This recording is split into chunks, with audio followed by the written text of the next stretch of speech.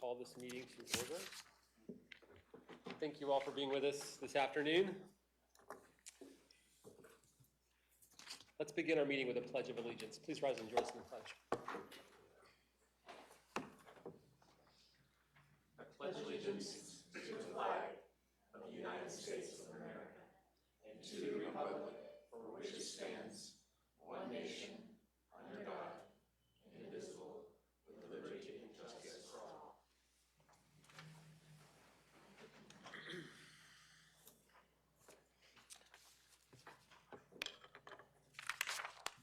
I would like to announce that parking validation and bus passes are available for commission workshops and meetings.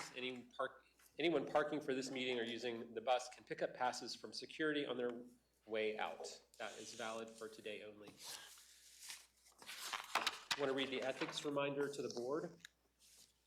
In accordance with the Code of Ethics adopted by the board, all county commissioners have a duty to obey all applicable laws regarding official actions, to uphold the integrity and independence of the office, to avoid impropriety in the exercise of official duties, to faithfully perform the duties of the office, and to conduct the affairs of the governing board in an open and public manner.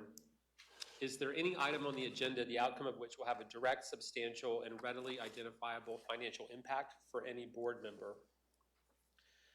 Does any board member have a financial interest in any public contract coming before the board today? There being none, all board members have a duty and obligation to vote on any issues voted on by the board at the meeting tonight. Okay, we come to the consent agenda. Commissioners, are there any questions about any items on the consent agenda? Do any members of the public have any questions about any items on the consent agenda? Okay, is there a motion to approve the consent agenda and the remainder of the agenda as published? So moved. Second. All in favor say aye. Aye. Any opposed? Okay, we now come to public comment. There is several folks have signed up to speak during public comment. I'll go through and call on the folks who signed up. And then if there's anyone else who wants to speak during public comment, once I get through the list, you're welcome to do so.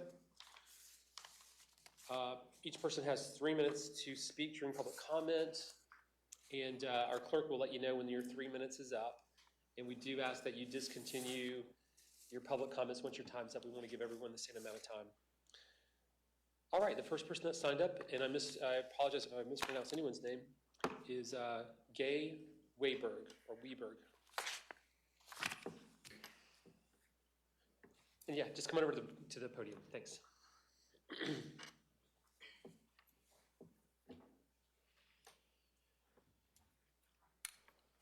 Good evening. My name is Gay Weber with Carolina Mornings Vacation Rentals, and I'm here to present an open letter regarding the recently formed ad hoc committee for the short-term rentals.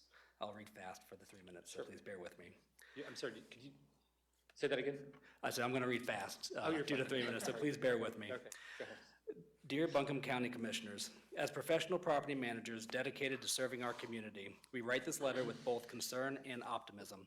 We appreciate the County Commissioners' initiative in forming a task force to review the regulation of short-term rentals. This is a critical issue that affects not only homeowners and affordable housing, but also the broader fabric of our community, including our local economy, neighborhood character, and our county's appeal to visitors. We, as professional property managers, are committed to responsible and sustainable practices. We fully support the creation of fair and reasonable regulations that balance the diverse needs and interests of all stakeholders. Our expertise and experience in managing vacation rentals provides us with a unique perspective that we believe is crucial to this discussion. It is with this in mind that we express our concern about the current composition of the task force assigned to review these regulations. While we recognize the importance of including a variety of voices, we are shocked that no professional property managers were included in the task force. We believe this omission overlooks a vital resource, those of us who are most directly involved in the day-to-day management of these properties and who understand the operational realities, challenges, and benefits of the short-term rental market at scale. Professional property managers not only advocate for property owners and property rights, but we also are stewards of community standards. We work closely with our neighbors, our community, and our guests to ensure that our operations comply with existing regulations and that we are a benefit to our community. We are also the largest employers in our county's vacation rental industry and have a stake in maintaining the health and safety of our homes and neighborhoods. By including a representative from our ranks, the task force would gain valuable insights into effective regulation that balances economic vitality with community well-being. Our exclusion sends a troubling message that the expertise of professional managers is not valued, despite our significant contributions to both the local economy and community. We respectfully urge the county commissioners to reconsider the makeup of the task force. Including a professional manager would not only diversify the perspectives represented, but also enhance the task force ability to develop balanced, practical, and effective regulations. We believe that by working together, we can create policies that are fair, equitable, and in the best interest of all community members. Thank you for your consideration of this matter. We remain committed to collaborating with you and all stakeholders to ensure that our community continues to thrive. Sincerely signed, Graybeard Rentals, Yonder Luxury Vacation Rentals, Carolina Mornings Luxury Vacation Rentals, Towns Property Management, Pete Key Properties, Inspired Getaway, WNC Realty and Rentals, The B&B Way, AVL Luxury Vacation Rentals, Asheville Cabins, Inc., Appalachian Property Management, and Mountain Maids. Collectively, these companies represent over 850 rentals in Western North Carolina. Thank you. Thanks, Kay. All right, Mark Baston.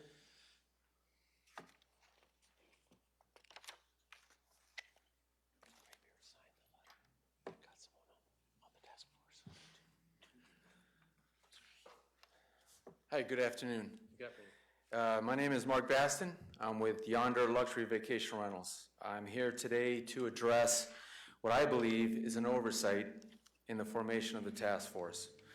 On April 22nd, Nancy Waldrop wisely recommended deferring this topic of short-term rental regulations, recognizing the need to involve all stakeholders in the discussion. We applauded this decision, acknowledging the complexity and far-reaching implications of STR regulations. By including just one short-term rental operator and no one from the STR Alliance, the task force has significantly underrepresented a core stakeholder in this discussion: professional property managers. This oversight isn't just a minor detail, it's a crucial gap that could lead to incomplete and potential biased recommendations. We are significant employers in the community, providing jobs to hundreds of local residents. Our operations support an extensive network of vendors, contributing substantially to the local economy in taxes and revenue to businesses. Our absence from the task force is like discussing healthcare regulations without input from hospital administrators, or debating education policy without consulting school principals. The decision made by this task force will have far-reaching consequences for our community, our economy, and the future of tourism in Buncombe County. To ensure these decisions are truly fair, equitable, and practical, it's crucial that all major stakeholders have a seat at the table. Thanks for your time today and all the work that you do. Thanks, Mark. All right, Randall Blankenship.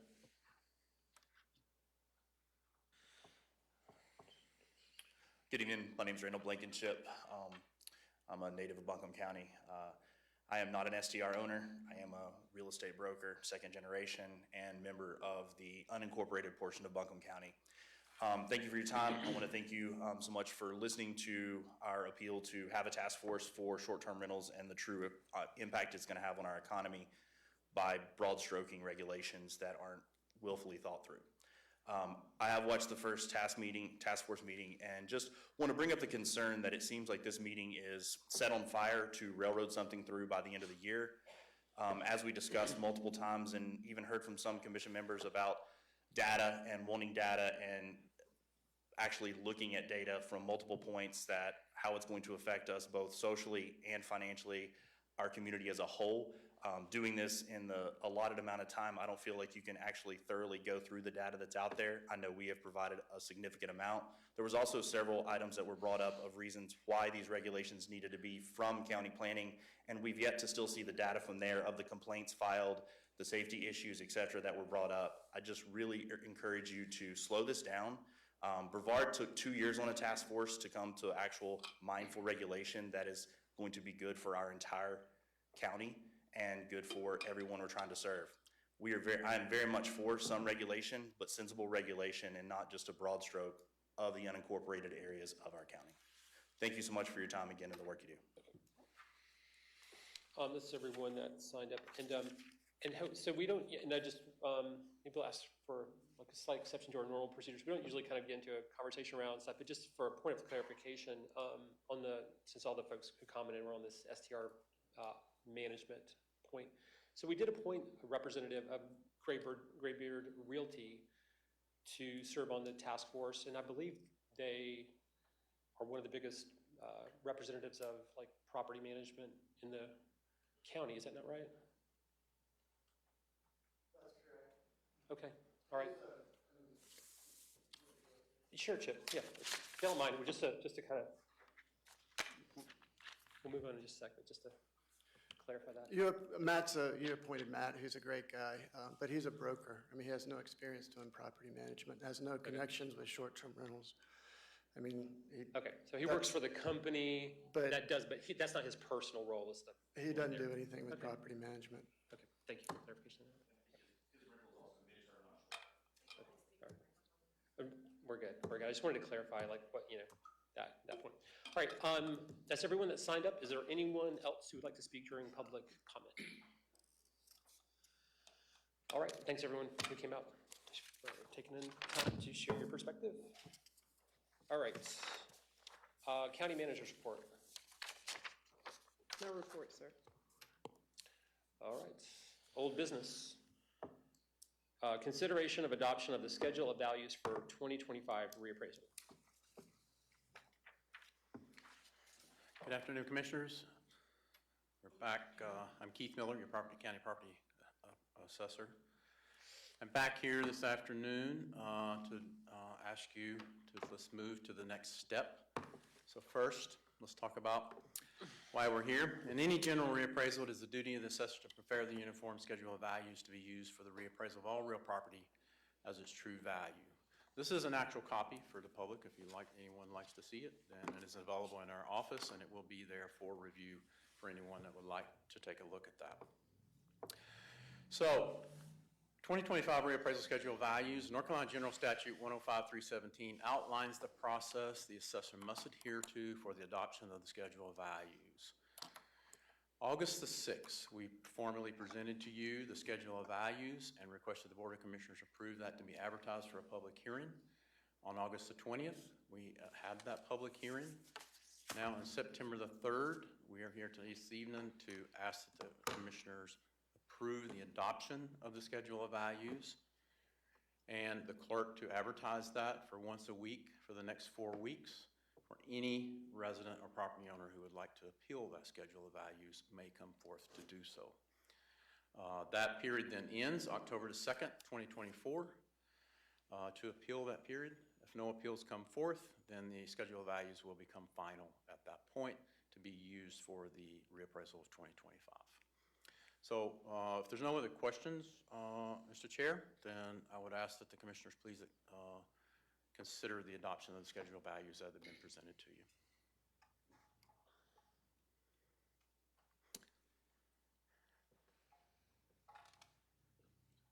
Commissioners, any questions? I just have one question, Keith. I guess for folks listening at home, if they do have questions about the reappraisal process, what types of answers might they find in the schedule of values? And if that doesn't answer the question, where might they also go to get their So questions? if they don't find the answer in this document, then the best place to come is to our office.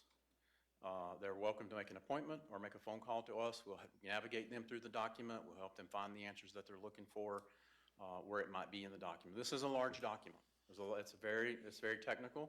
There's a lot of data here, so it's pretty difficult to put all that data together to where any one person maybe can put all the pieces together. But we are happy to sit down with anyone and work through that, through your property record card, and show you how that it correlates with this manual. That's great. Thank you.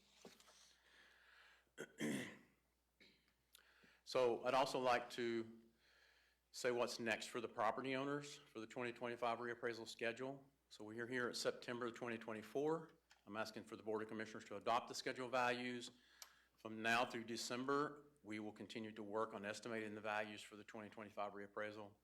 January 1, 2025, the reappraisal will become effective. January 1, the appeal period begins. February of 2025, the value notices will be in the mail to all property owners. April of 2025, the Board of Equalization Review convenes, and that is to hear formal appeals from our property owners. April 2025, the board will adjourn. Once the Board of Equalization Review adjourns, that ends the appeal period for that year. August of 2025, we'll create the 2025 tax bills based upon the new values in which we have mailed all the property owners. And then September of 2025, the taxes will become due. That's the schedule from this point forward for our residents. Any other questions?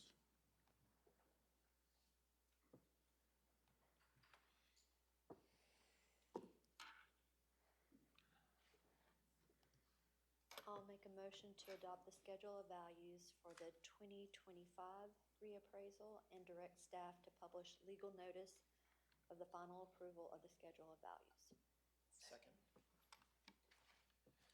Further discussion? All in favor say aye. Aye. Any opposed? All right, thanks, Keith. Thank you.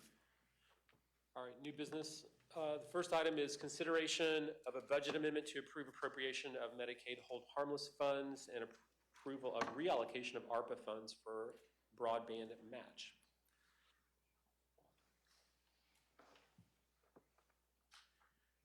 We have E.B. Ottersall from our Economic Development Office to explain some more information about this budget amendment.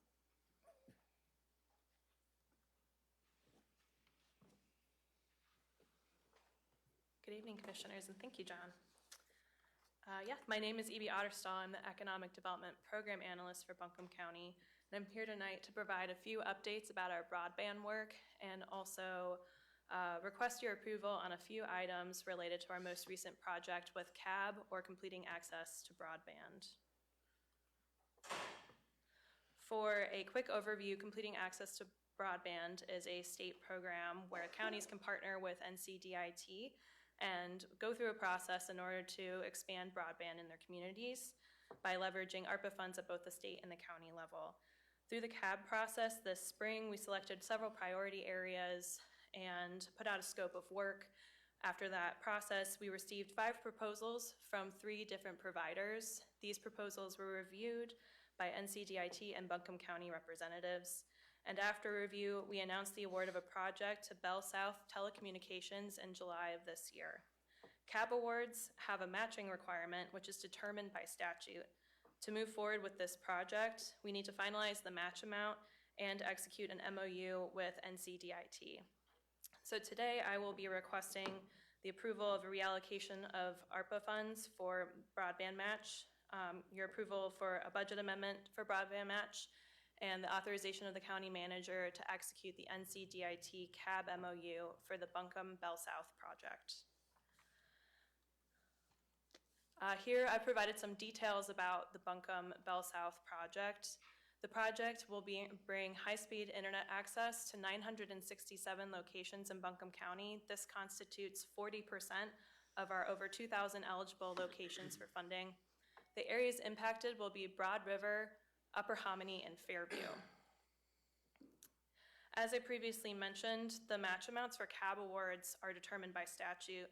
In order to achieve this $10.3 million project, the county and state will both leverage $3.6 million. The provider's contribution is also listed here with just under $3.1 million contributed. This slide details the needs for the matching requirement. The current broadband project is bolded at the top of the line at $3.5 million. I want to note that I stated current. Our original ARPA allocations did change. We were hopeful that there would be a change to the CAB match requirements at the state level. However, this did not occur. And as a result, we do need to reallocate funds for this match. Of the $3.5 million budgeted, we have already obligated or spent $600,000 as part of our GREAT grant awards, which leaves $2.895 million for the CAB project. A reallocation of ARPA funds from the Renewable Energy for Fire Districts program will take care of a portion of that shortage. For your awareness, the projects under the Fire Districts program came under budget. which allows for this. The remaining amount needed for this project is bolded on the final line. For that $411,000, budget has determined a funding source, which I will discuss on the next slide. The source of the remaining $411,000 will be from Medicaid hold harmless funds. You may recall these funds from previous discussions. Those dollars result from the excess Article 44 sales tax revenues. Funds previously sent to the county are now retained by the state to offset Medicaid administration expenses for Buncombe County. As long as sales tax exceed expenditure amounts, remaining dollars will be sent to the county. This calculation process is odd in that they give an estimate in the spring and reconcile in the fall. Buncombe County received $4 million in FY 2023, and in FY 2024, the county budgeted $3 million, but only received $212,000. The state has now completed the 2024 reconciliation process, and Buncombe County has received an additional $411,000. Therefore, this receipt is not subject to change. We do have these funds in hand right now, so it is safe to utilize these dollars for this specific instance as they are unrestricted and available for any government use. So tonight I ask the board to make a motion to approve the reallocation of ARPA funds for the Bell South project, broadband match, approve a budget amendment for broadband match, and authorize the county manager to execute NCDIT CAB MOU for the Buncombe Bell South project. As to next steps, assuming board approval, we will execute the MOU and begin to work with Bell South on implementation. We do not currently have a timeline for this project, but based on previous projects, we estimate the design phase will take about 12 months, and there will be more information to follow. Also, there's an upcoming opportunity to continue working with NCDIT on broadband expansion funding through a program called Stopgap. The first step in this process will be to submit a participation form, which staff plan to do soon. And we will continue to make the community aware of the broadband expansion efforts in the county. We have several plans for that this fall. On this item, please let me know if you have any questions. I guess I just have one clarification. Bell South was bought and merged with AT&T, right? Correct, yes. So they don't really exist, or do they? It's the name that they put on the project. But yes, it's AT&T.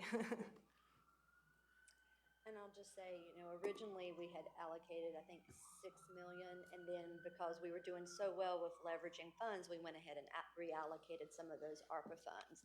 And we were very optimistic because there was bipartisan support at the state legislature to change that legislation where they had required this match.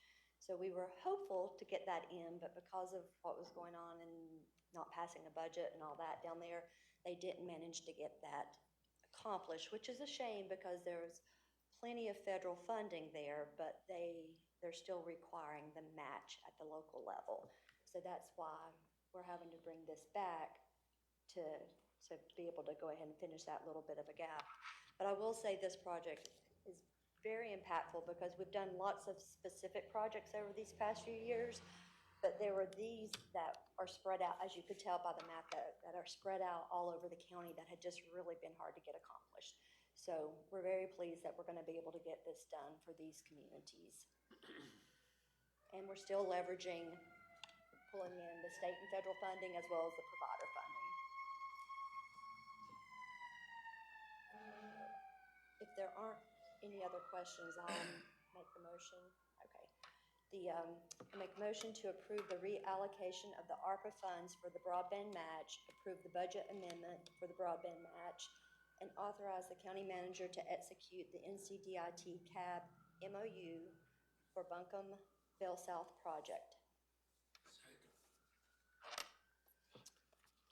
Further discussion?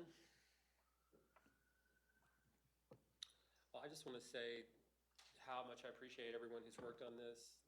This is and again, there's been lots of really good projects over the last few years, but this is very significant and not easy to get here, and something that people have really worked for a really long time. So it's a major accomplishment.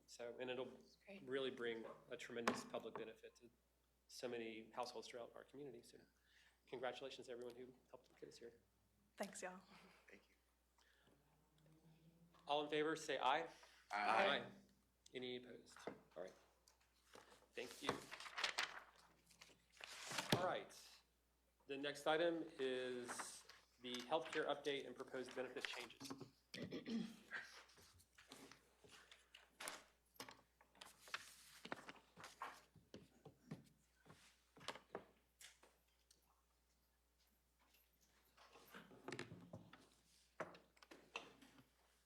Good evening. My name's Larry Reese with USI, and I have a couple of colleagues with me today. Roberta Ferdinand and Dr. Manassa. Hello. Thank you for the chance to share a few slides. I think we have 7 or 8 tonight to walk you through, and we can take questions as we go, whatever's most appropriate. Thank you. Do I have the clicker here? I do. So 4 items for our discussion today. How's the plan running year to date? So when we say the health care plan, that'd be the medical and pharmacy coverage, and it would be all 4 of your medical plans. Then we'll look at the 25 forecast as it relates to your budget, and then some recommended plan design changes that you've considered for 25. And then we'll wrap up having Roberta and Dr. Manassa cover a little bit on pharmacy and the dental and vision renewal. Looks like I see heads nodding. We'll keep going. Year-to-date financials, so through July, the plan's running a little bit higher than expected. Our forecast was at $20.7 million, but actual paid claims, net of recoveries and net of rebates are at $21.7, so a little bit unfavorable. That has not been the way it's been for the last couple of years, so things are running a little hot. You do have some large claimants, every health plan does. You have about 2,000 employees covered and a little short of 4,000 members, so when we talk about 17 large claimants, just to give you some perspective for that data point. And you have 4 of those 17 members who went on to go over $250,000. So that's just for perspective and texture that healthcare costs really are expensive, and a small portion of your claimants spend a good portion of the money. So what's going right? We typically refer to these as key performance measures, or let's look at some statistics that say things are, or how are things running, and in this case, things are favorable. Your Blue Cross discounts are averaging 53%. So had you not used that network, if you just had an indemnity plan and you didn't access a PPO network, you'd be spending quite a bit more, $27,000 more. So the size of the network, we don't have the statistic here on in-network utilization, but I think it's in the 98% range at a 53% discount, pretty substantial. And then member healthcare engagement. So it's great for the county to have a lot of wonderful programs. But we need members to participate in those programs, and that requires an effort between our firm, the HR department, department heads, and senior leadership, and it's working. 18% is a little bit below Blue Cross's book of business, and there's some variation. But that's for stuff like chronic condition, lower back pain, COPD, things like that. Your generic utilization, so skip over to pharmacy.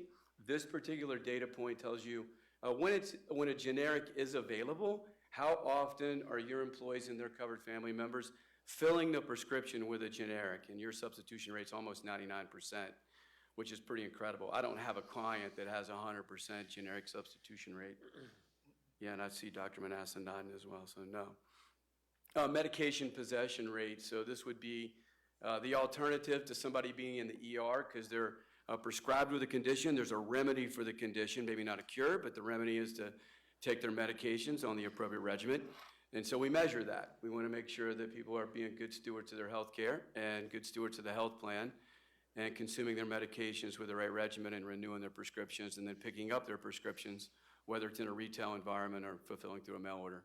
And in this case, you guys are doing that and have done that. Net results is a formulary. It's a name that Blue Cross Blue Shield of North Carolina and Prime Therapeutics use. That particular data point is a Coke Pepsi thing. They get deeper discounts when they have a formulary list, and because of that, you guys have saved an extra $274,000. 24 year-to-date results weren't available, so we went with the calendar year 23. You formerly had a copay maximization program. Blue Cross sunsetted that across the state and moved to Flex Access, which is a little bit easier on the consumer. And those savings, it's just a timing issue. Flex Access will accelerate past the savings in the copay maximization program once there's a full mature year of data there. And then also noteworthy, your drug rebates year-to-date are 2.3. We expect that to double, so you'll be over $2 million by the time rebates come in. So a lot of wonderful things in the program, in spite of things running a little hot right now. Maybe an update for the change next year. Our last forecast suggested $1.8 million increase, of which the county would fund 1.4. We have the employee contributions upcoming to share with you as recommended, and then a few plan designs recommendations. So the plan design recommendations are captured in yellow. So the standard plan would have co-insurance where the consumer today pays 10%, or your employee and covered family members. That would go from 10% to 15% under the standard plan. So 24 plans on the left, 25 plans on the right. And you see that the standard plan has a minor change. And then the HDHP, high deductible health plan, that plan has about 60 people in it. And those changes are statutory. So that there are IRS federal guidelines that are issued every year. So every client who has that plan must have these minimum criteria. And that those change every year. 25 prescription changes. So the plan will no longer cover the type of GLP-1 for weight loss. You might Google it and see the letters AOM, anti-obesity medications, just another way of saying weight loss meds. There were several factors that went into the consideration of making that decision. Overall, the most recent 12 months, the county spent a little less than $500,000 on those prescriptions, and I think that's for 108 people last we checked. 1 in 3 of those users will experience some type of side effect that will cause them to stop taking the medication. That's the general research. I'm not saying that 1 in 3 of your users, but generally speaking, 1 in 3 will stop. There's more data on that if we need to go there. Research on the long-term side effects of this class of drugs for GLP-1s, it's indiscriminate in the way that weight loss occurs. Bone density is part of it, cartilage is part of it, so it's not just weight that you're losing. So long-term, we can all kind of, if bone density is an issue, what happens if somebody's consuming that for 20 years? Patients seem to regain the weight if they stop taking the medication. So I suppose the point there is it's not a cure. It's an ongoing consumption. And then it might be noteworthy that the county and several plan sponsors already covered weight loss medications prior to GLP-1s coming on the scene. And those medications are named here. And in your particular group, consumption was virtually zero for those type of medications prior to the other form coming, and not surprised by that. That's the case for lots of clients. Those medications also had undesirable side effects where most consumers who tried them a long time ago just stopped taking them. But Dr. Manassa could provide more texture on any or all of those drugs and potential side effects from them if necessary and appropriate from the group. Can I just pause you there for one quick question? Did you say that no one on the health plan is using any of those drugs listed? Not last time we, never has? so I don't know about that. Okay. Yeah, we didn't do an exhaustive all the way back, so I'm sure there have been, just not recently. Okay. They're considered frontline medications. I think they operate in the $100 range as opposed to the $1,200 range. Okay, but yeah, your part of your point is that these are the traditional, or I guess most recent alternative to the GLP-1 drug? They are weight loss medications, so they are in the same class. Dr. Manassa, I have a PharmD with me, so I'm going to take advantage of that. Yes, so just to emphasize that, to your question, yes. So these are also other agents that you can use for weight loss compared to GLP-1s. They don't work the same, but the end goal as far as achieving weight loss, suppressing your appetite, et cetera, they're just as effective. You're saying there was minimal use of these alternatives even sort of before the GLP-1 medications started becoming more available. So these have never had any kind of widespread utilization among the county workforce? As far as we know, but we can always go back and look and see how far we want to go back. But okay, but it's not as though these were widely used and they were inexpensive and then kind of the staff switched over to these other ones. That's not what happened. These have never been really used very much. That's right. Thanks. What's the thinking on the underutilization of those? That's a great question. So majority of the times, and this is not specific to your plan, so I'll give you two-part answer. Number one is, I also moonlight as a pharmacist, so I actually do see patients coming in having a prescription for these medications. Majority of the times, the plans don't cover weight loss medications anyway, so people are using them by paying out of pocket. So that, I guess that's another element where if the plan is not covering weight loss medications, and people are paying out of pocket, because like phentermine, for example, is maybe like $26. And so that could be another element to that. Let me ask you, those 6 or 7 medicines you say that haven't been used for weight loss, is that because when they were used, they had serious side effects and people stopped using? Great question. So compared to the GLP-1?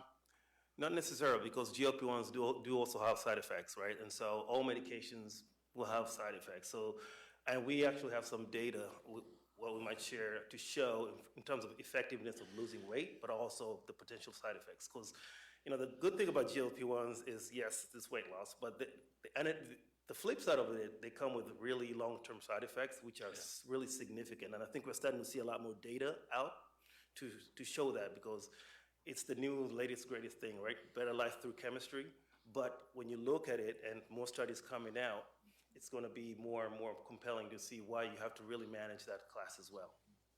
Why don't we go through the rest of the slides, and I think we're going to come back to this. Okay. Thank you, Doctor. Other questions on this before and then we'll do with the other? I'd suggest we just finish everything else. Okay. If there's any questions about any other topics. This would be back to the expression of the weekly premiums for the medical pharmacy plans, the 4 plans you see listed, 24, and then starting with the first check in January, is that? Yep. Starting with the first check in January, it'll change to these numbers.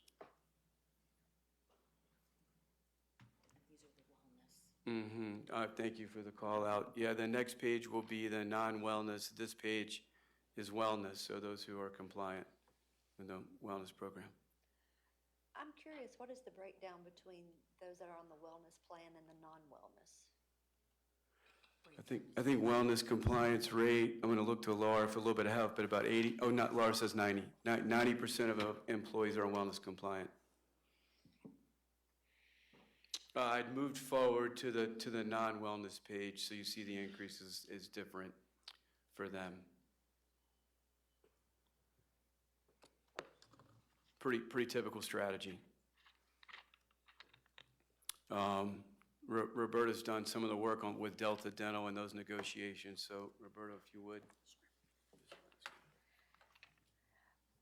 We reviewed the dental renewal with Delta Dental, and initially they asked for a higher increase than 6% due to claims utilization, but through negotiation and our partnership with Delta Dental, we were able to keep that at a 6% increase, which is below dental trends. And then the way the plan is running, we were able to get Delta to agree to not increase our premiums more than 9% next year. So we know, at least going into 2026, that the premiums won't increase more than that, with the goal of hopefully being able to reduce that. So as you can see here, you'll see the difference between the premiums for 2024 and then the increase for 2025. And then for vision, currently the vision plan is with MetLife. They were formerly Superior Vision, and with the transition to MetLife and utilizing their back room and their services, we slowly started to see a decrease in participating vision providers as well as service. So we went out to the vision market to see if there were any compelling quotes, and the recommendation is to transition to Emeritus with the VSP Plus Affiliates Network. So you get the broader access of the VSP network, which is a lot of individual providers as well as network. And then the affiliates, it also gives you access to those big box stores, you know, like Walmart and Costco and things like that. Through Emeritus, and that partnership allows us to get a slightly better rate than if we went to VSP directly, ironically. So that's why that is our recommendation. And then last but not least are just the upcoming events.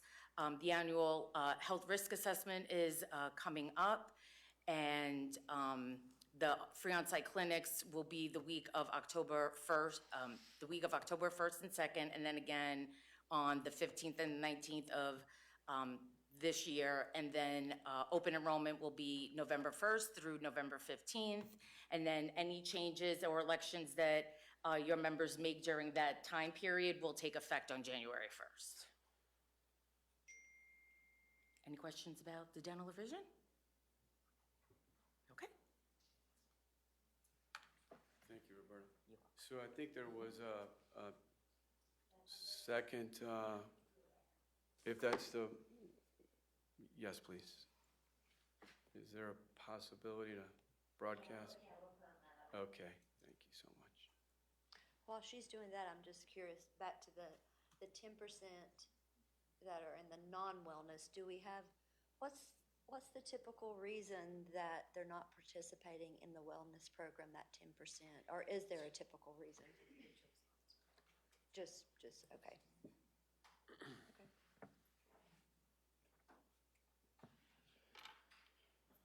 Good evening. So usually if they don't participate, it's because they don't want the man to have their numbers. They choose not to participate. Some people just forget to do it, even though we remind them 20 times over the course of 4 months, they just forget to do it. Okay, thank you. Okay. There it is. So, Dr. M, I'll invite you to join me for this one and maybe chime in where appropriate. But, we can, do I have control again? I do. So common perceptions and another perspective. So I think a lot of people might have come to the room with some thoughts around GLP-1s, whether you see it on TV or TikTok or any other social platform. It certainly caught on with wildfire. I think Ozempic had a side effect, which was appetite suppressant and weight loss, and Ozempic turned into Wegovy. That's 2 brand name drugs. One treats type 2 diabetes, that's Ozempic, which we've all seen on TV. And then Wegovy is the close cousin, chemically very similar, just stronger, and it has an indication for treating obesity. And so here are some common perceptions about those drugs or class of drugs, and we would just suggest maybe there's an alternative perspective to those common perceptions. Happy to read through any of them, but I think for the good of the group, it's in front of you. Okay. Is that the additional information you wanted to share? This is the additional information. I thought it might be appropriate to, is this a good pace? Oh, is there more? Are there more slides than this? You want to walk There through? are. They're by 7 or 8. Yeah, go ahead. Okay. So we were going to address each one of those. The perception on demand and perhaps another perspective, and then the same for efficacy, consumer tolerance or patient tolerance, short-term returns, long-term returns, and then other treatment options as opposed to the medications. Here's some actual data. So the diabetic GLP-1s on the left, the weight loss GLP-1s on the right. There are 3. I think it goes without saying that the county will continue to cover GLP-1s for type 2 diabetes. It's the right side of the page where the current thinking is to not cover weight loss medications, the GLP-1 format of weight loss medications. And so here's your 108 consumers. Again, loosely, the plan covers a couple thousand employees and then their spouses and eligible dependent children, so maybe 4,000, all right, everybody's nodding their head. Okay, so about $400,000, almost $500,000. And then the members also make a contribution. And so if you're just trying to do quick math, that works out to a little over $1,100 per prescription funded by the county, and the member works out to around $50, if that's useful. Have I been sent this information before? She's sending it right now, but we haven't received this before, right? It's a lot of information to process as you're talking it through, but thank you for sharing it now, I guess. Could you just go back to the previous slide for one moment, please? I just want to make sure, I know we'll get a chance to look at this, but the other drugs listed besides Ozempic and Wegovy, can you just remind us what those are? Like Zepbound, for instance? Those are 3 different manufacturers. I'm going to get it wrong. Lilly, do you know? Novo Nordisk.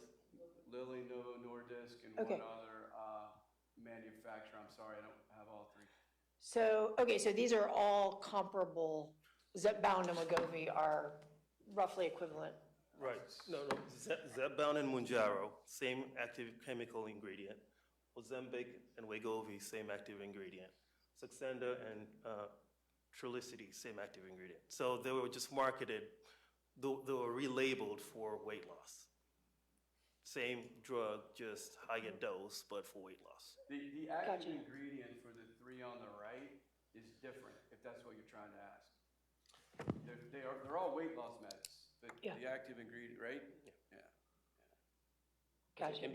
But none of those are on a previous slide, there'd been a list of alternative weight loss meds that were on the formulary, and none of those are these. They're not on this page. These are just GLPs, and those are the non-GLP ones. Okay. Thank you. And I may be kind of asking Yeah. the same question. So like this list of medications, you're saying they are all substantially the same medication. They're just with different brands, different companies, or these are all doing slightly different things. So like a doctor might prescribe one in particular circumstance, a different one for a different person based on their specific circumstances, or are they really very, very similar and they're just kind of different options in the market to do pretty much like literally the exact same thing, and it would just be like a patient or doctor preference which one they might choose on that list. Yeah, and in fact, even the footnote is suggestive of somebody might start out on Wegovy and find out they do better on Zepbound.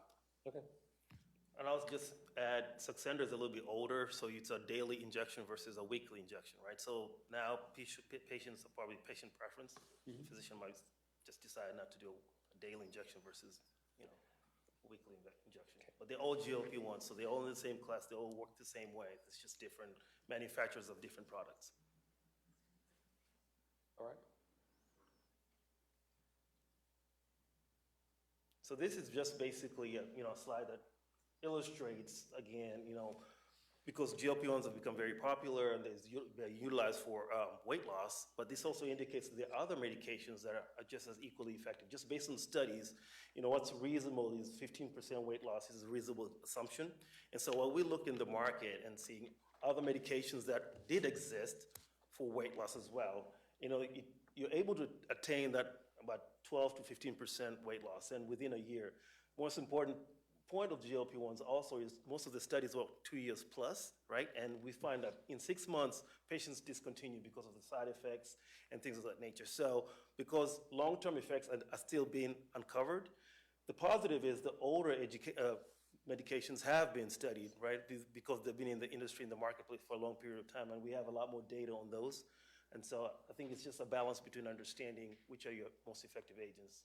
So if they're just as effective, what's your explanation for why there was minimal interest among any of the counties, 1,000+ employees over long periods of time in utilization of any of these drugs? I'll say I think two things, direct to consumer, right? Now the GLP-1s now, the most popular thing, celebrities are promoting it and all that. So it's the newer thing, and the most popular thing. Really, you think it's just marketing? There's actually no there's nothing medically more effective about these other drugs that have come out than the older class. From a weight loss Is that your position? My position is, when you increase your dose, right, now you become effective for weight loss. They're good for diabetes, right? So it's like an additional side effect. So I can't 100% say that they are better than the others in weight loss. They're just as effective to attain that goal.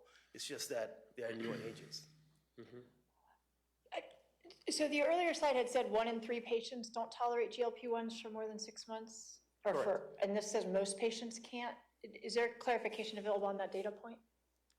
Yes, in terms of why they cannot tolerate it? Well, not why, but just as earlier slide y'all presented said 1 in 3 end up cycling off because of side effects, and this one says most can't tolerate, and I just wondered if you could address the disparity in that data point.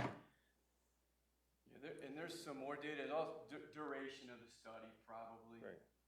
The longer the duration of the study, the more people come off the medication.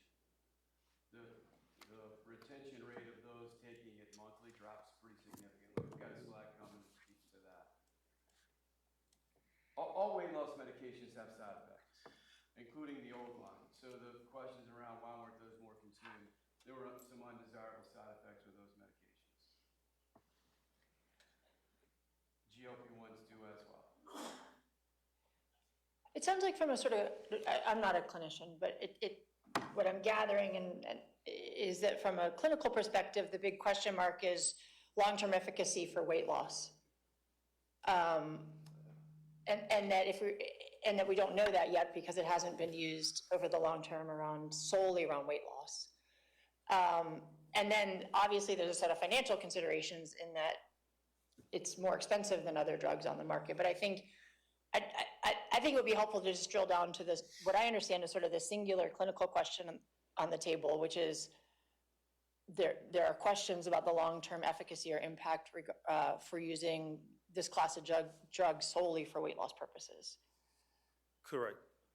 Okay, so I mean, that's helpful to me, at least in my thinking, is there's a financial lens where the numbers are fairly black and white, and then there's this question of this drug is showing significant utilization and efficacy around an area of preventative health that we do a lot to emphasize, and there's also a dangling, unanswerable question because not enough time has passed about the long-term impact.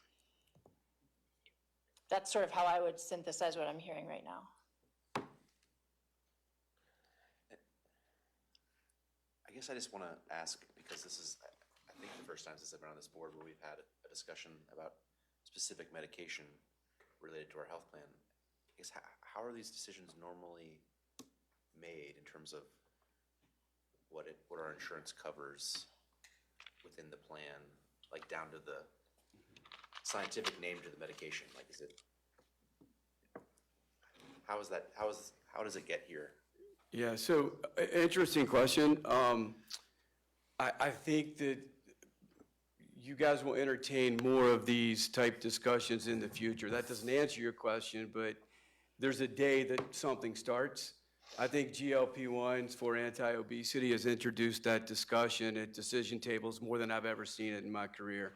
Historically, what's happened is most clients have followed the carrier's formulary and the carrier's recommendations. In this case, Blue Cross Blue Shield of North Carolina is your current carrier, and Prime Therapeutics is your current PBM. They covered anti-obesity, the frontline drugs prior to GLP-1s being offered for weight loss were covered medications. So when those three drugs, the three manufacturers sought an indication for weight loss meds, Prime Therapeutics covered them. There are lots of clients who never covered weight loss drugs. They considered it lifestyle, and so it was a non-issue. They just stayed in the we were no then, we're no now camp. But I'm giving you more than you asked. Specifically, your question around how have those decisions been made in the past? You've relied on the carrier, which is a good decision, and they have a therapeutic committee that meets 4 times a year and looks at drugs. So that is historically how those decisions have been made. This one has just been more interesting because of I agree with Dr. Manassa completely. Not entirely due to marketing, but direct-to-consumer marketing through social media and platforms like TikTok have really brought this issue. There's probably a day doesn't go by that HR, for most of my clients, doesn't hear this conversation in some variety. So look, the marketing stuff, like, drives us all crazy, I'm sure. We're just like watching it and seeing how much money is spent on that, and how that affects the prices of all these medications and things like that. But it's, the world we live in. But I guess I just, and I'm certainly like no expert on this, right? But it's just like, we all read, there's an article in the New York Times 5 days ago, right? Did you read that article?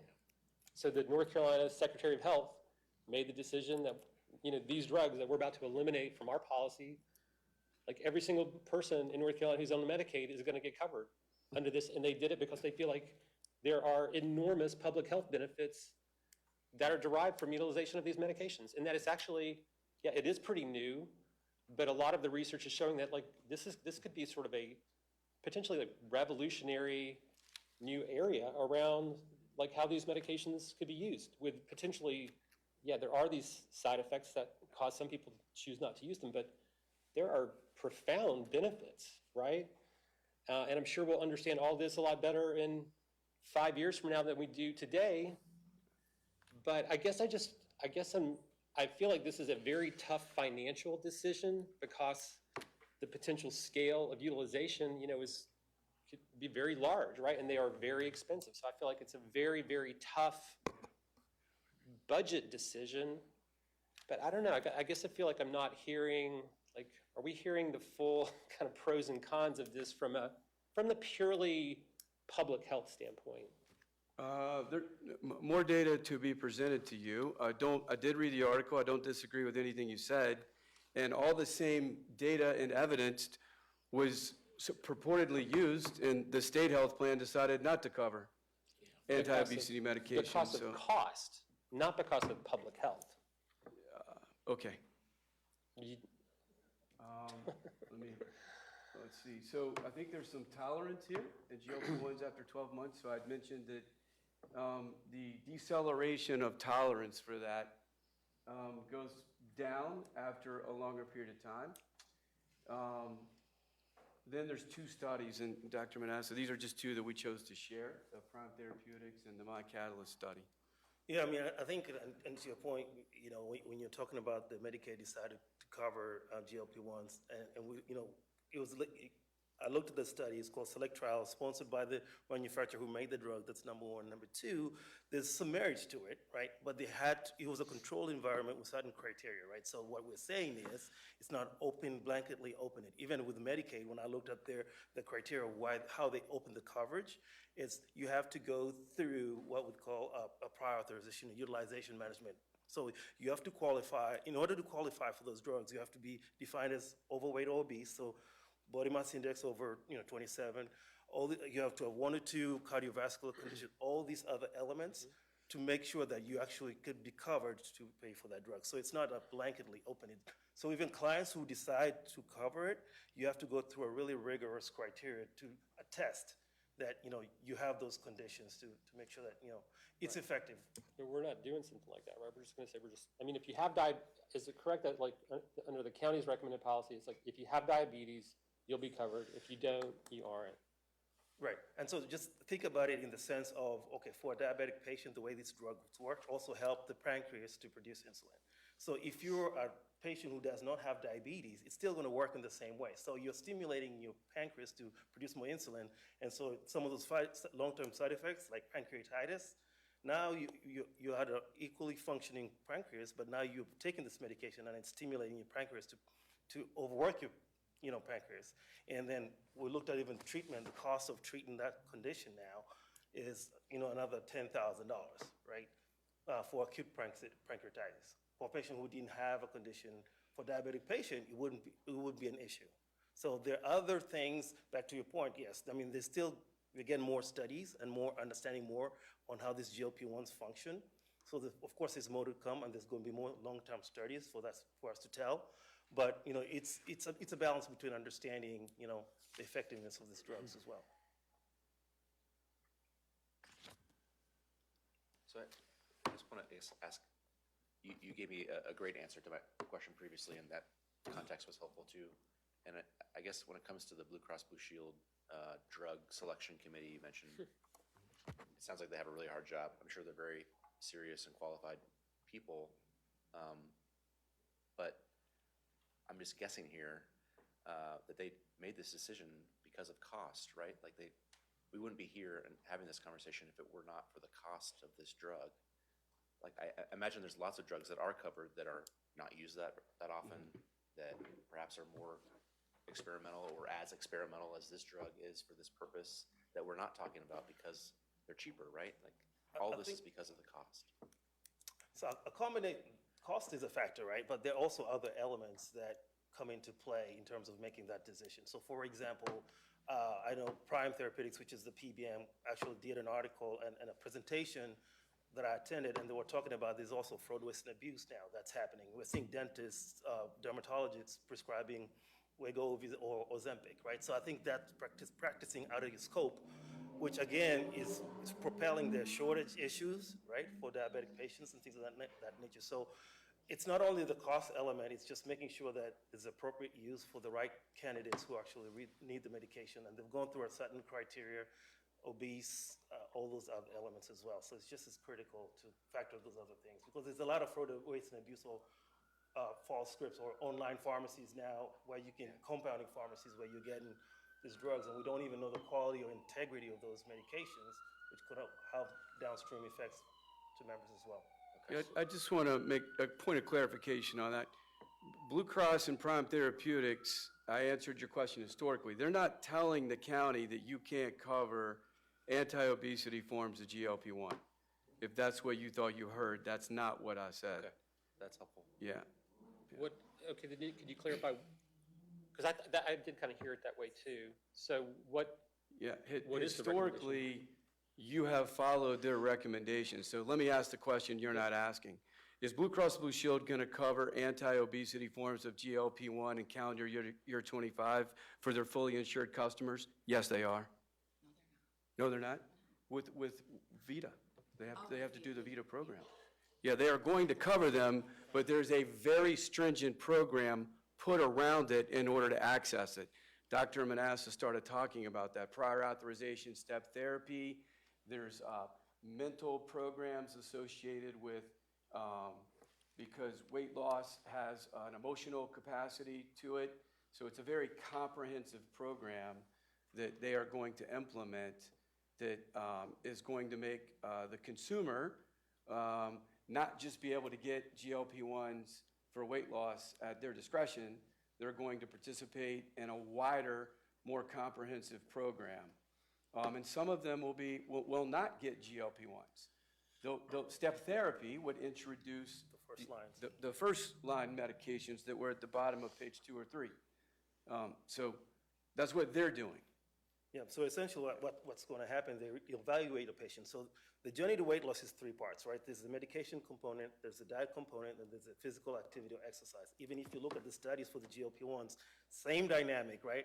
Controlled environment, those exercise and diet also management as well. So not just taking the drug to be effective for the weight loss. So same thing is, the VITA is one of the vendors that they'll use, evaluate the patient, see what the right drug is for the patient, but also there has to be an accountability. So every 2, 3, 4 months, you're checking the weight to make sure the drug is effective. You're losing the weight, you're managing your diet, you're doing physical activity. So it's a 3-pronged approach. So what you're describing, where Blue Cross Blue Shield North Carolina will make it available for those who enroll in this more intensive program, that is an option for us, right? Yes. So to date, when we saw the data about 495,000 utilization, there have been less stringent requirements to access it, correct? There's been correct. Keep Okay, going. so one path forward could be adhering to or opting into the updated sort of pre-approval program that BCBSNC is offering. And so it would continue to be available for county employees who participated in this more comprehensive program. That's one option. And we don't know what that utilization would look like. So Is that accurate? that is accurate. Okay. It'd be very staged. Okay. If my prior authorization had 7 months left on it, I wouldn't go through that process until my current prior authorization expired. Yeah. If your prior authorization had 3 months on it, you would go through the transition sooner than I would. Understood. Okay. And then I guess I just, I mean, it's great. This is obviously a very topical issue, so it's appreciate y'all walking us through all these questions. I guess a consideration that's running through the back of my mind is just what estimated savings might be relative to people who are able to achieve and maintain weight loss through the use of this drug, who are not becoming diabetic, who are not contracting type 2 diabetes, not developing heart and lung issues, or other conditions sort of where weight is a factor. And I don't know that we can calculate those, but I think as we think about this, none of us are clinicians. So I just want to make sure, to the points others have made, that we're kind of figuring out what our good guardrails are, and that other things we've done, like investing in physical therapy and investing in other incentive-based programs around encouraging things that help people stay healthier. There are savings that would be yielded down the road, presumably, if these drugs are found to be safe and stay effective because people aren't experiencing these other health issues that we know are quite expensive. So just kind of putting that on the table as we chew on all of this. Commissioners, I will add that the program that you just mentioned that Blue Cross is offering is a newer program, and there's a cost for that pre-approval that you mentioned, and all the stringent requirements. There'd be an additional cost to the county as well for that. So just weigh that all in. Is that on a, like a per participant basis, or if like if the county signed up, there's like a fixed cost to sort of I join think in? there's a low fixed cost and then a more significant per participant is the way it's been set up. And the VITA program is, how far do you want to go? There's a pre-diabetic program, there's a diabetic program, and then there's a weight management program. So I think all of our discussions thus far has been on the latter of those three. And I know for sake of time, I'm honored that thank you, that we've had this much of your time and attention on this topic. Lots of clients are having this discussion and debate right now. This is one study, a study. It happens to be reasonably comprehensive, and it speaks to spend and savings, prescription. So just quickly, the group, the 4,255 people who consumed GLP-1s had close digital cousins. So what's interesting about this study is they found age and sex demographics and spend and healthcare consumption historically. So somebody who was obese, who decided to take GLP-1s, and then identical digital cousin in consumption who was not taking GLP-1s. That's a control group. So that's relevant to this discussion. And then what happens before and after. So you kind of see pre-year meaning before consumption, and then post-year with consumption, same for control group. So the RX spend clearly jumped. And why did the RX spend go from $2,780 to $8,900 a year? That's per member per year. Primarily due to consumption of GLP-1s, right?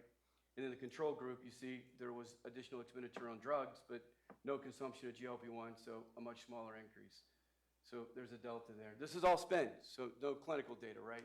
There's no markers here on did it work or did it not work, just did it save money or cost money. And then medical spend. So purportedly, if you took GLP-1s, what would you hope?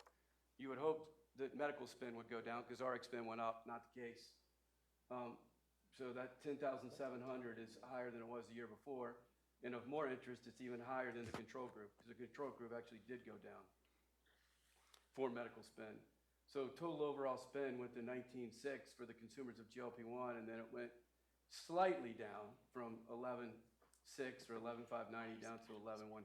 So a reduction. But again, one study. But then there's some, then we just eliminate or narrow that study to two medications, Ozempic or Wegovy, if you will. And interestingly enough, the results are less compelling. Again, that's all financial. I think there was some clinical marker data that we might have pulled, but I think we could share the entire study with you. It's maybe even available in the public domain. It's Prime Therapeutics. Prime's jointly owned by 10 different Blue Cross plans. I think the Minnesota plan is where most of their PharmDs are. And they publish these results. So it's just very interesting. This is not the only study. There are several, but we were asked to maybe kind of narrow that in and try to share some relevant data to the discussion today. So up to this date, if there was a county employee who was like, hey, I really would like to use this, and whatever, they've got medical guidance that encourages it or supports it, then there was really no barrier to participation. You could just sort of opt in. You didn't have to go through or was there some sort of like criteria that had to be met? Yeah, there were criteria. The industry affectionately refers to that as prior authorization. And there were PAs to get a GLP-1 for anti-obesity treatment. And my understanding, I don't know Buncombe County specific, but generally speaking, those PAs rejected about 30 to 35% of those seeking the medication. And who issues the PA? You hire Blue Cross and Prime Therapeutic to do that. So they establish criteria. You could probably Google it. It's available in the public domain. I could get it for you if you wanted, but there are criteria that I'm sorry. No, thank you. So Blue Cross was doing that, they'll still do it, but they're gonna have this much more kind of like sophisticated and robust set of criteria for groups that decide to continue to participate in the future. It'll look a lot different than what it's looked like in the past, where it sounds like it was Yes. kind of the bar was lower, so to Yeah, speak. so that's right. My understanding is the PAs will be more stringent. Yeah. And then it's more than PA, if you will. The prior authorization was a front door criteria. Never to ask you another question for 12 months. The new program is front door criteria with monthly or some sort of cyclical revisits on are you participating in, okay. One other question, so, Can I ask a question, Sure. Ronnie, on that one? Go ahead. I thought this was with your primary care was also prescribing those medications. It'll be a joint effort, but I think the sense is to migrate that to where Vita is fulfilling. And I've got to get that detail. Blue Cross just announced this in the entire state a week ago. That we've, yeah. so over the last 12 months, the county spent about $500,000 on this. 108 people participated in it, right? So kind of rounding the numbers. So it's around $5,000. You average that out, that would be the average, right? Am I doing the math right in my head? I think so. I think it's conversationally, we refer the cost of those 3 medications about $1,100 to $1,200 a month. Well, that's part of what I was going to get at, because I read that somewhere too. But it sounds like our number was around 5,000 on average. Oh, I don't think that was 12 months of data. The top Okay. of that page might have been 5 or 6 months of data. Okay, that's what I was trying to sort of reconcile, so. Through 8/24. Okay, so it was less than a full year. How much? About 7 months, okay. I could get us back there if we Okay. needed to go there. About 1,100 per month Yeah. is what it costs the county. Yeah, there you go. So it was a little over 8 months of data. And so and I know we've got these different plans, right? So could you, and I think you mentioned this, but so let's just say county keeps the program around, or, you know, at least for meeting different criteria, but so for a typical person who'd be participating in it, and you're saying it's around $1,100 a month, maybe, you know, that might be kind of normal. What does the county employee contribute to that? I know it's a very small number, but just. Yeah, so the math on this page Yeah. would give you a loose sense of that, and there's a calculator on my phone. Let's see. That's $20,000 over 423 scripts. If that's what you're trying to get to. And some would be, I mean, there's a wide range of numbers up here, right? You're saying some of them are like $1,100 a month, so maybe it's like $13,000 a year. Well, we're just talking about the ballpark, right so- side of the so just- page. Okay, I'm sorry.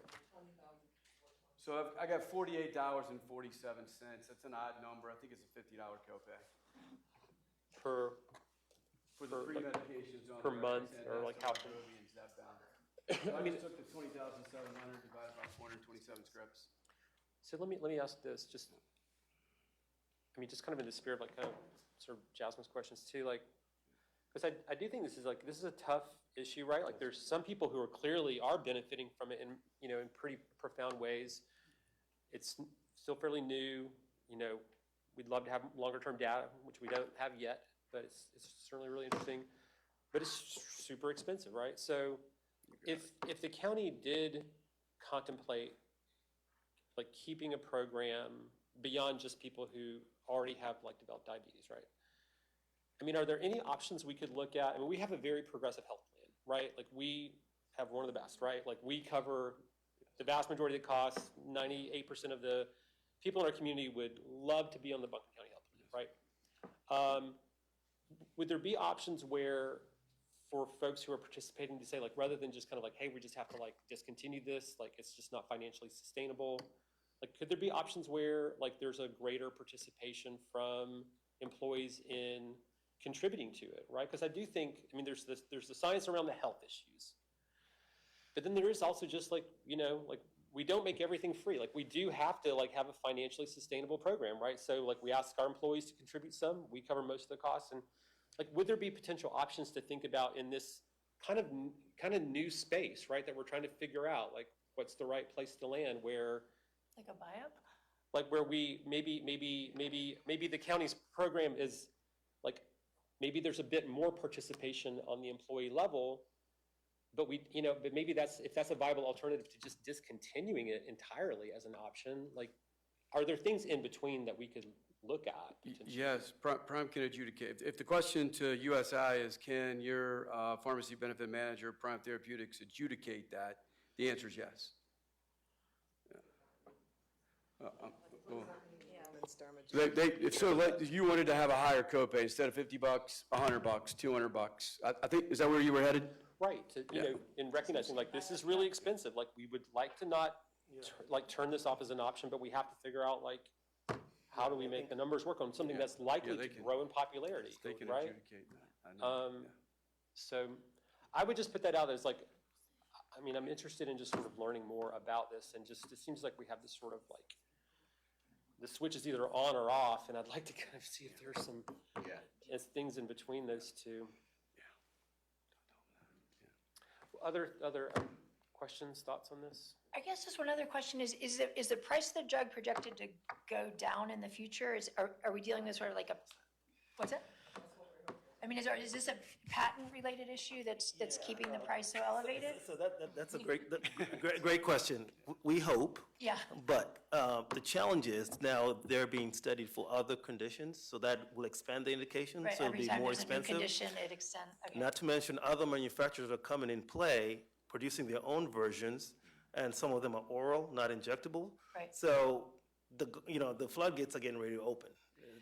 So the pharmaceutical, I'll say what maybe it's hard for you to say, the pharmaceutical industry is going to ride this wave for as long a as little it- while now, because Okay, it's so the we can project that. We can project there'll be savings based on chronic diseases that people don't develop. Yep. We need an economist to help us. Yeah, run the and numbers. that's the key challenge there, is we're still trying to understand, and I work with students to, asking them to do some research and see, is there any data right now to show the benefit of using some of these drugs with long-term effects in terms of managing? And there's no data yet, because it's relatively Right. new, so we're still trying to be patient, but also have the right steps in place to control and have access. Makes your job challenging. It's fun. It's fun. So I know decisions need to be made pretty soon. Like, what is the time frame where, like, firm decision must be made on, all these different points, but including this program?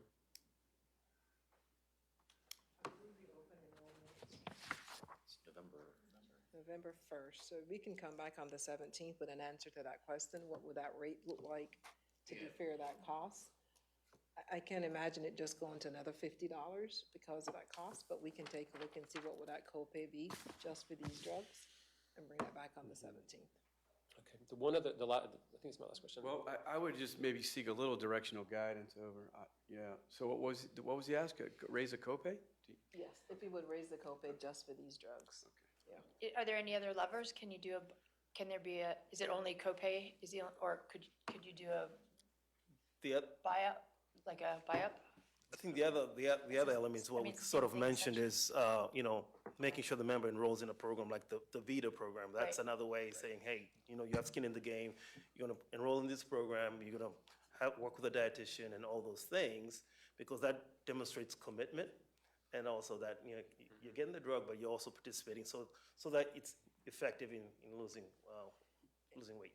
And if we look at that program, how does that cost then layer into what Correct. we're looking at Correct. paying? Who covers Correct. that as well? So, yes, so that would be a little bit additional cost. I believe Laura had estimated that to be about another $120,000 to sign up for that program with the coverage that we have. So that on top of the $400 that we're already asking. So taking a look at what that would cost, we can get that back to you by the 17th. And if there's Other any valid levers. way to project what savings would be realized as a result of people's overall health improving through weight loss? It's too But we early. will look to see if there's any, Yeah. I mean, the Prime study went the exact opposite direction. Correct. I'm not comfortable, Sure. yeah.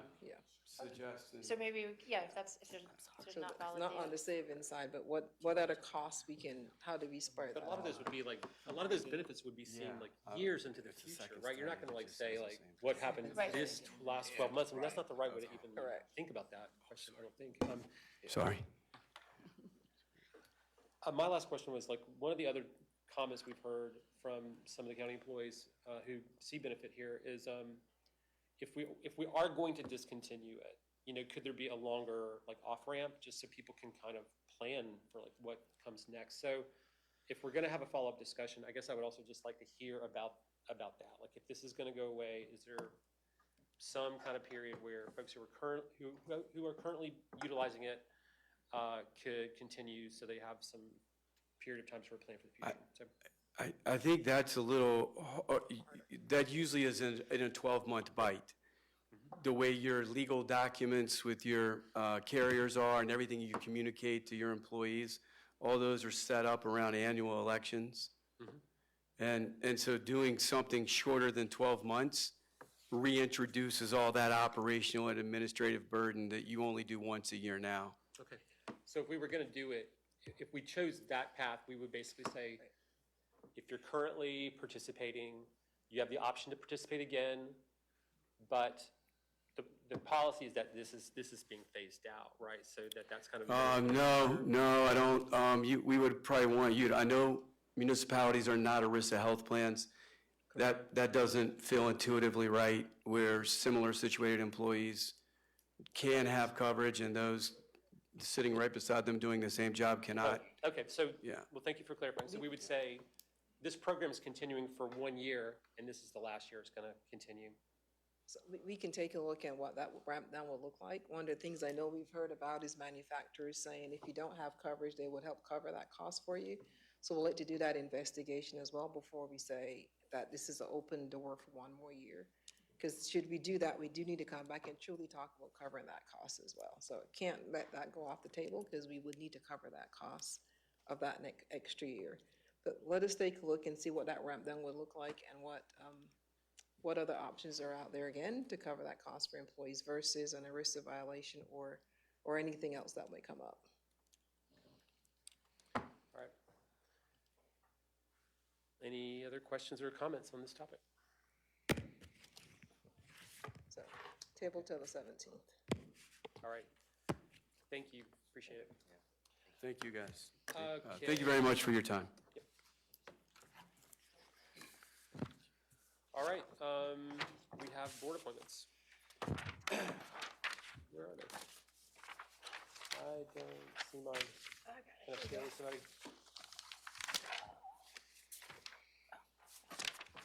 Economic Development Coalition.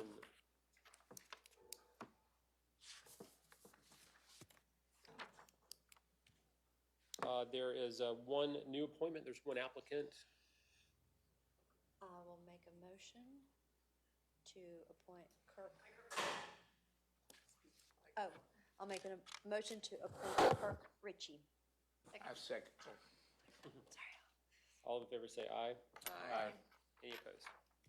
Land Conservation Advisory Board.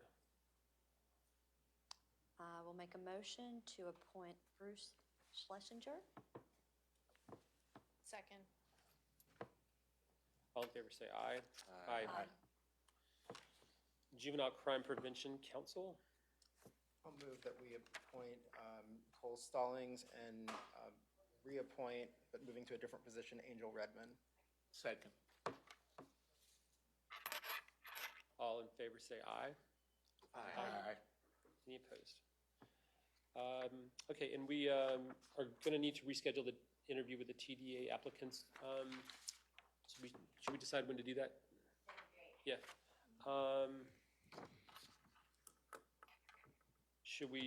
We could look at the 2:30 before our next commission meeting. Does that sound good? That works. On the 17th. All right, let's do it. All right.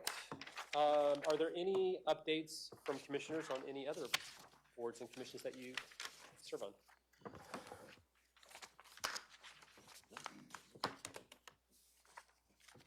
Okay.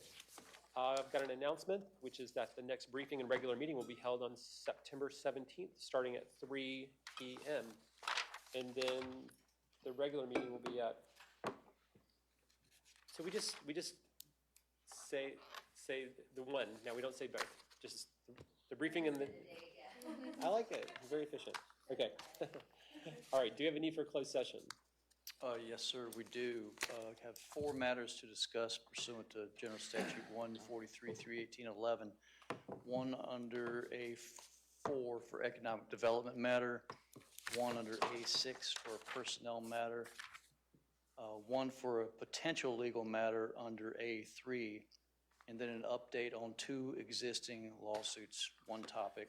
And those suits, that's also under A3.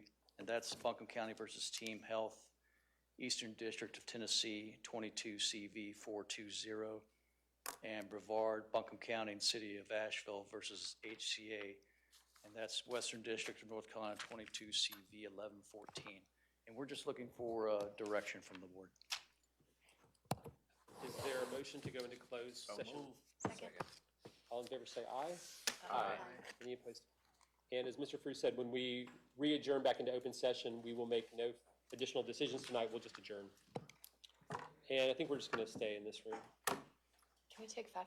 Yeah, we can take a 5-minute break.